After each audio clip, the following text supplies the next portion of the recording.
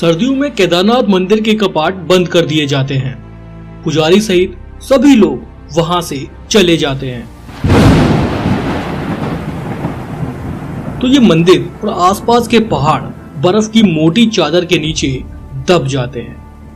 बर्फीली आबो हवा में रहने वाले परिंदों के अलावा तब वहां कोई भी नहीं होता है। फिर जब गर्मियों में बर्फ पिघलती है तो मंदिर के कपाट खोले जाते हैं और श्रद्धालुओं की आवाजाही शुरू हो जाती है।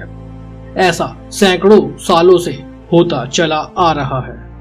ऐसा सिर्फ उत्तराखंड के केदारनाथ धाम में ही नहीं, बल्कि उत्तराखंड के चारों धाम यमुनोत्री, गंगोत्री, बद्रीनाथ और केदारनाथ, इन चारों धाम में ऐसा ही होता है।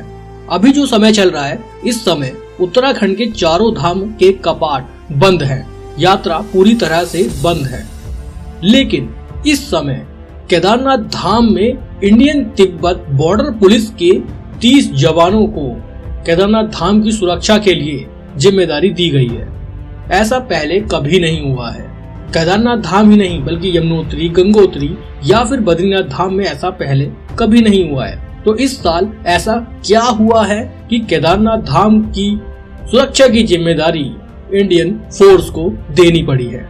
जानने के लिए ये वीडियो पूरा जरूर देखिएगा। कमेंट बॉक्स में जय श्री केदार, हर हर महादेव जरूर लिखिएगा। सबसे पहले मैं आपको बता दूं कि सर्दियों में केदारनाथ धाम में टेम्परेचर -15, -16 डिग्री सेल्सियस तक पहुंच जाता है। ऐसे में किसी भी व्यक्ति का वहां पर रुकना, वहां सरवाइव कर पाना, उन बर्फीले हालात में रह पाना बहुत चुनौती भरा हो सकता है। केदारनाथ में आई 2013 की आपदा के बाद केदारनाथ धाम में लगातार निर्माण कार्य चल रहा है। फिर चाहे गर्मी हो या सर्दी, निर्माण कार्य कभी बंद नहीं हुआ है। अभी की अगर बात करें तो इस वक्त भी केदारनाथ धाम में निर्माण कार्य चल रहा है, जिसमें 400 से ज्यादा मजदूर काम कर रहे हैं।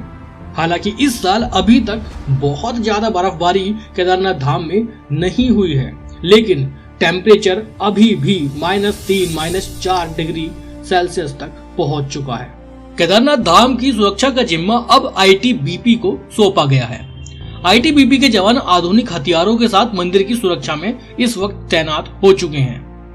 करीब 30 जवानों को सुरक्षा व्यवस्था में लगाया गया है और ये जवान अब से लेकर करीब अप्रैल तक धाम में ही रहेंगे। जैसे कि मैं आपको बता चुका हूँ कि अभी केदारनाथ धाम में निर्माण कार्य बहुत तेजी से चल रहा है। 400 से ज्यादा मजदूर वहां काम कर रहे हैं, लेकिन उनमें से करीब 250 मजदूर वापस लौट चुके हैं, क्योंकि केदारनाथ धाम में तापमान लगातार नीचे गिर रहा है। पिछली यात्रा के दौरान केदारनाथ धाम में करीब 40 किलो सोने का दान किया गया था। उस 40 किलो सोने से केदारनाथ धाम के मुख्य मंदिर के गर्भगृह की दीवारों को सोने से मंडवा दिया गया था। तो ऐसे में केदारनाथ धाम की सुरक्षा किया जाना बहुत जरूरी है। बद्री केदार मंदिर समिति मंदिर की सुरक्षा में कोई भी कमी नहीं रखना चाहता है और मंदिर समिति ने गृह मंत्रालय को सुरक्षा को लेकर आईटीबीपी के जवानों को तैनात करने की मांग की थी। मंदिर समिति की ओर से भेजी गई चिट्ठी का संज्ञान लेते हुए गृह मंत्रालय ने मंदिर की सुरक्षा को सर्वोपरि माना। इसके साथ ही आईटीबीपी को सुरक्षा की जिम्मेदारी सौंप दी। आईटीबीपी के 30 जवानों के अलावा उत्तराखंड पुलिस के 20 जवान भी सुरक्षा व्यवस्था में तैनात रहेंगे।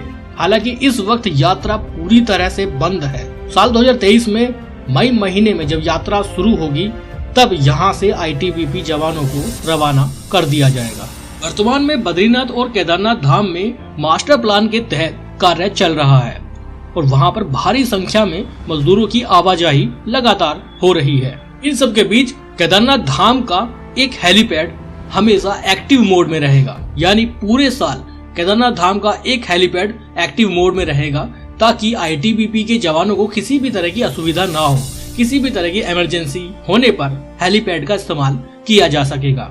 उत्तराखंड के चारों धाम में ये व्यवस्था पहली बार हुई है कि आईटीबीपी के जवानों को सुरक्षा व्यवस्था में लगाया गया है।